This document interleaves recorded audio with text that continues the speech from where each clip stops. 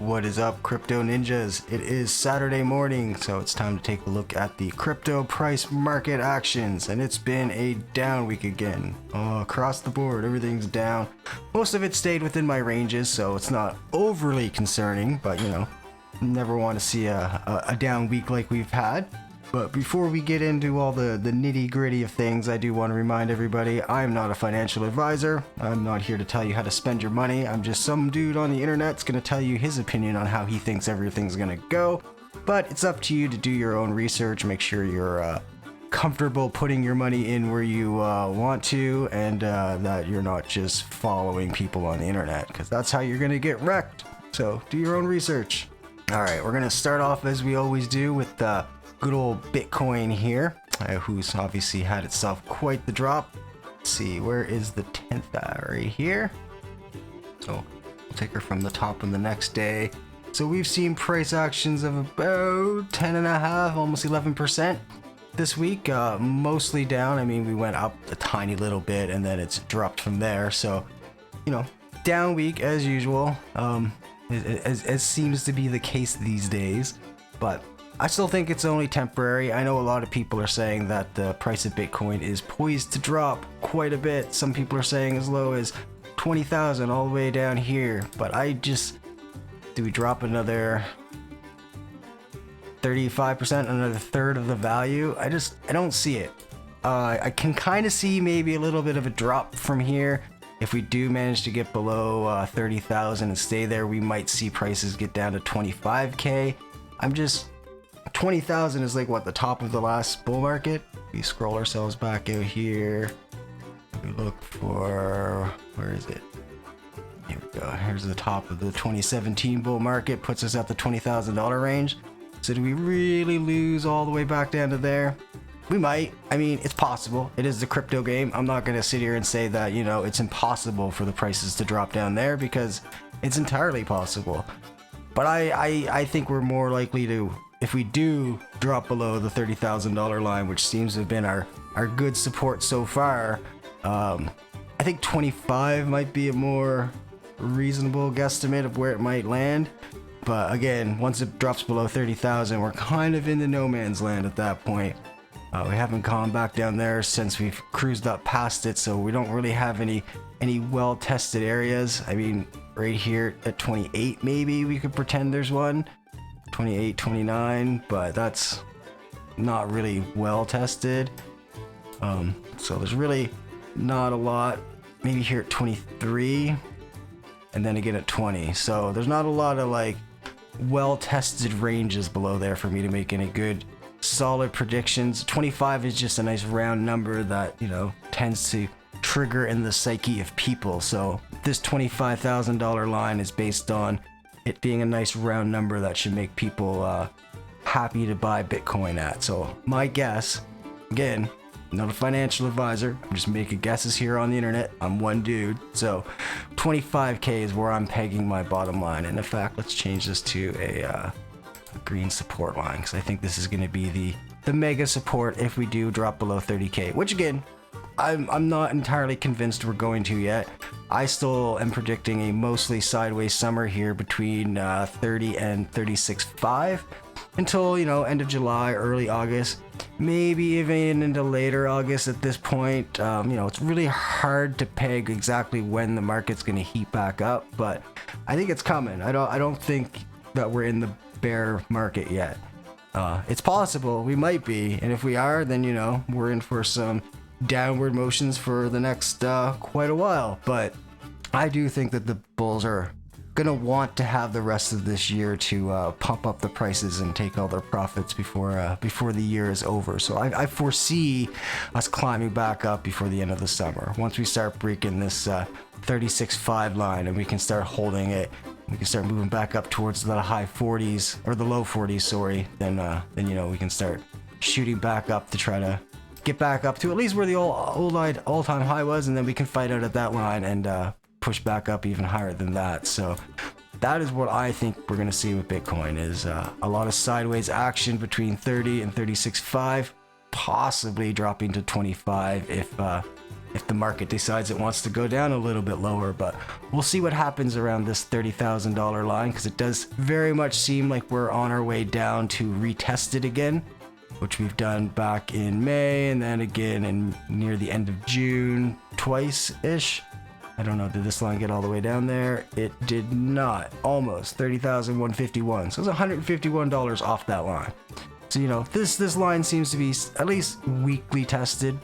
We'll see how strong it is the next time we get there. So I think that's going to be it for the Bitcoin review. I mean, there's really not a lot of difference that's happening. We're just downtrending towards the bottom of what I expected, and we'll have to see what happens when it gets there, whether we bounce and start moving back up towards the top of the range, or if this actually is a drop below it and we see us going down below. So next week's video will be interesting to see how this week plays out, because this last week didn't really move the needle too much as far as changing my predictions. So that is going to do it for old Bitcoin. Oh, wait, no, hold on. It's not. We want to look at the dominance factor first. That's right. We always want to look at the old Bitcoin dominance, which is reasserting itself. Where was the 10th at? Here. So, I mean, it's not gained a whole lot. It's only gone up, what, 3%. So, you know, alts have bled about 3% in the last week. That's not too bad. I mean, it's not great. We always want to see the alts taking market share and having this go down, but when the prices are going down, it's harder for us to get that to happen. So we'll see what happens when the bull market returns and the prices start going back up, if this dominance factor can start going back down, and if we get a little bit of an alt season before the end of the year, or if alt season is over. It's really hard to say right now. I mean, the major alts like Ethereum and all them, they're obviously going to do good if the bull market returns. The worry is about the lower cap ones. So we'll have to see how that all plays out when the bulls return. So now this is really the end of the Bitcoin review. We'll move on to the next one. All right, next up we're going to look at Bitcoin's little brother Ethereum. We always do. It made it below my little $1,900 line, but I mean, I've always considered this a weaker support line. That's why it was orange and not green. At this point, I'm going to turn it green, and I'm going to make it smaller because it's just a normal support line. I mean, we did get some price action around it, so it did lend some support, just not a lot to actually do much. So I'm going to go ahead and make this one my more bigger green. This one should actually be a red because it's my resistance line. So actually, maybe we even move this up a little bit, but I think this is more of a fluke, this push up, than anything. So we're going to amend my range here. I'm going to call the bottom of it the $1,700 point, and the top of it's going to be, what is this, 22.5? Yeah, 22.5 up to, we'll say 2,300. Into this little bit of a range here. Oh, I don't want to put a box on, so I'm glad it didn't do it. So that's what's going on with Ethereum. We've dropped down quite a bit, more than I expected. Like I said, I figured we'd get a lot more support at $1,900 than we did, and I mean, we are getting some. There's a bit of a battle going on here. Like, we've dipped below it and it pushed back up, and it's trying to fight back up to that line now. But I'm not as convinced that that's gonna be a good support line. But $1,700 is definitely a much better support line. We tested it. Well, we didn't quite test it. We almost made it down that far back at the crash in May, and we've tested it twice again in June, or at least gotten close to testing it. So I think this is going to be our good support line at $1,700 with our top ceiling at $2,250. And really, if we drop below that, our next point would be, I guess we can call 1550 is a relatively tested price point, but not super well tested. Maybe in this range here to $1,300, but again, I don't see Ethereum really dropping down that much. Not with everything going on. I mean, the fee burn change is coming in August. That's been confirmed, early August. So that and Ethereum 2.0 is coming. Everyone's pretty hot on Ethereum. So, I mean, the price is going down, but that's just the market taking it down. And I really can't see Ethereum's not going to fall. It's doing too many things right now. The whole market has to crash out before I think Ethereum can really die. It's powering most of the DeFi infrastructure. So I mean, for it, if it dies, that's bad news for the entire crypto market. So I'm thinking $1,700 right now is going to be my my line. Again, we'll have to wait till we get down there and test it again, because we didn't really test it there, and it's only been tested a couple of points. So it's a weaker support line, but it's also where I think people's mentality are gonna not want it to go down much below that, just because of everything that Ethereum is doing. So again, we'll have to see how it plays out. I'm not a financial advisor. I'm not a wizard. I can't see the future. So, you know, I'm just looking at the data and making my best predictions. We'll have to see how it all plays out. And yeah, and again, up till end of July, early August, we'll kind of be in this flat line.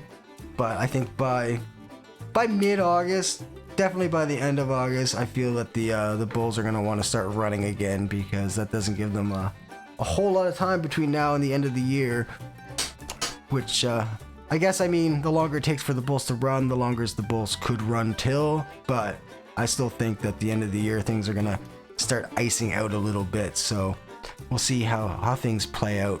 I mean, you just watched Ethereum just flip from green to red just now, so we'll see how it goes. Next week will be interesting, because right now we're kind of like in the mid zone, in the mid zone where things are going. Oh, we just flipped black to green. Look at that.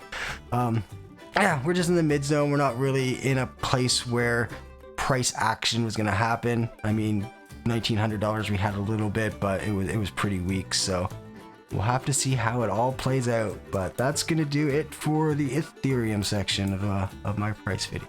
And before we get into the next crypto, I just want to say, if you're not already using Binance, or you're not trading at all and you're thinking of getting into it, Binance is a pretty good platform.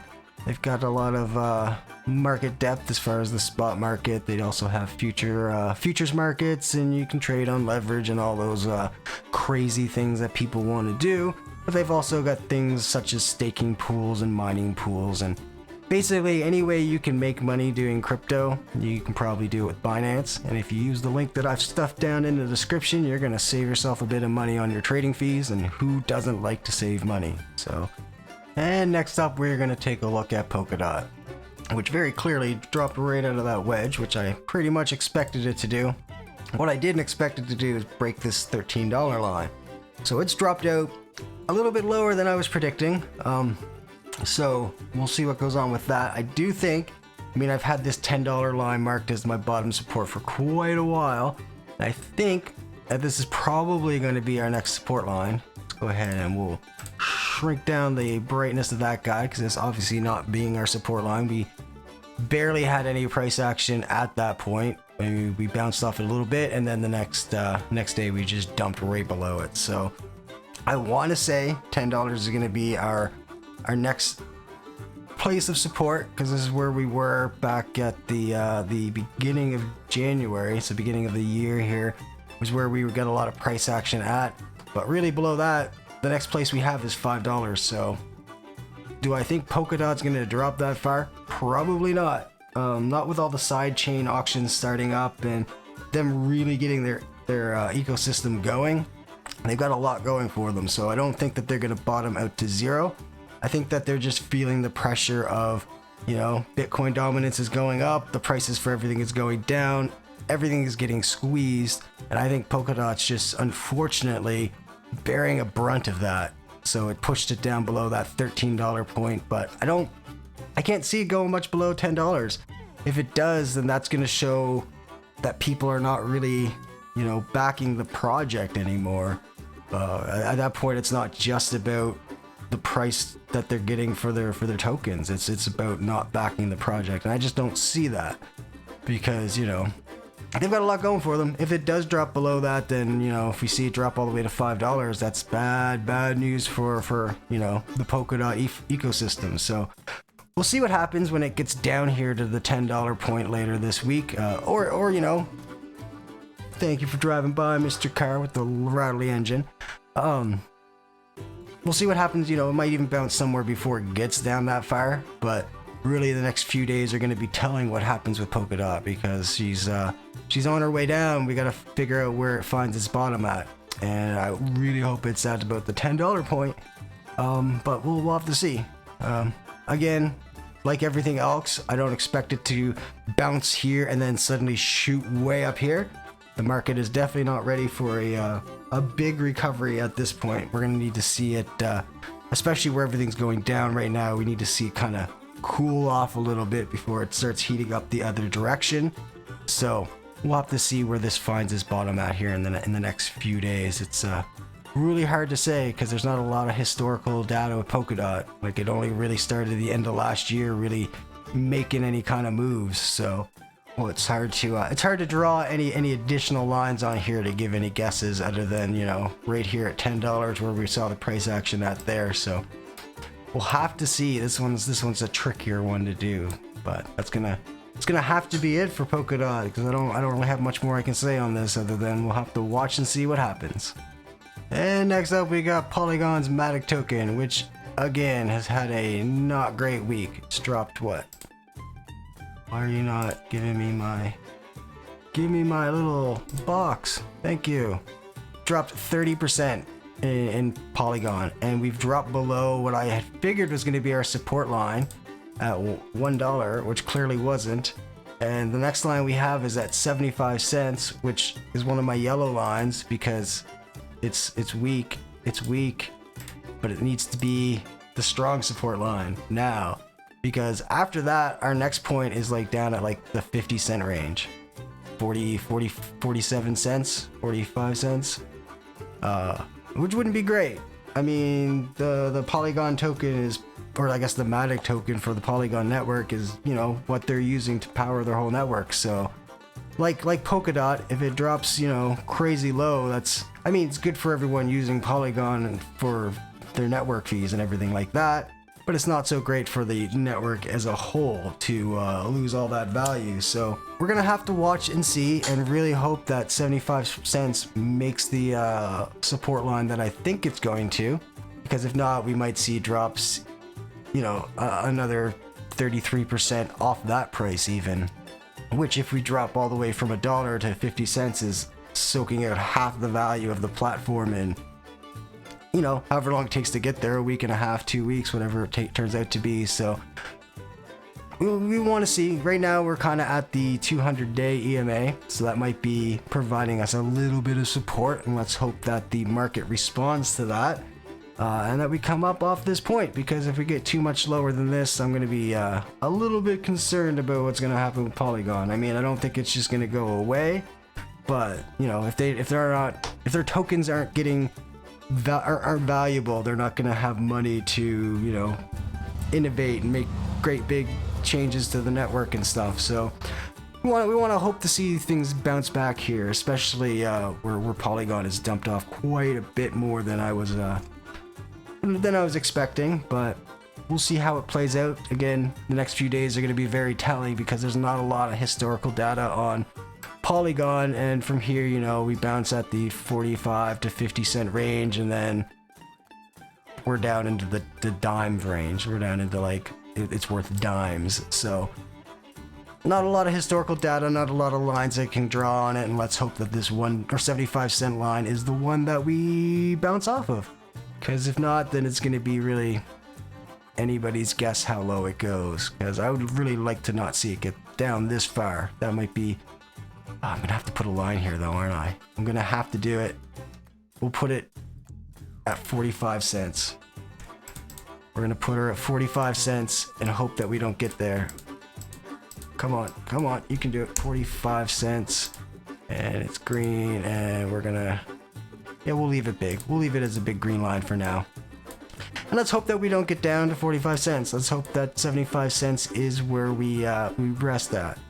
But it's really hard to say until the next couple of days plays out and we see that bounce point. So unfortunately, that's going to have to be it for my my Polygon review. Just hope that 75 cents gives us the support that we need, and see how the rest of the summer plays out, really. And taking up the last spot, as always, my favorite altcoin, Cardano, which also had a big major drop-off week. What do we get? We are down almost 16%, 15-16% on the week. So it's not been an awesome week for Cardano, but there was news that came out that the testing of the smart contracts on the Alonzo testnet has been going very well, and that sometime in the early August timeframe, that should be going live on the mainnet, which is going to be huge for Cardano because that basically kicks off what they've been planning to do the whole time. It's basically the one thing that they've needed to plug in to make everything start working. So once that goes live, we will hopefully see a lot of exciting things getting deployed on the Cardano network, a lot of new projects popping up to utilize the technology, and all of that should hopefully drive up demand for the ADA token and start making us holders of the ADA token some money. Because, yeah, I'm definitely an ADA holder. It's one of my, like I keep saying, it's my favorite altcoin, and I like to disclose everything. So I'm an ADA holder, so, you know, as we're all losing money here, I'm right with you. We're all losing it. It's fine. I wasn't expecting us to make it below $1.25, so this is now going to be a weak support line. And I'm going to convert this $1 line over to a nice big thick green one.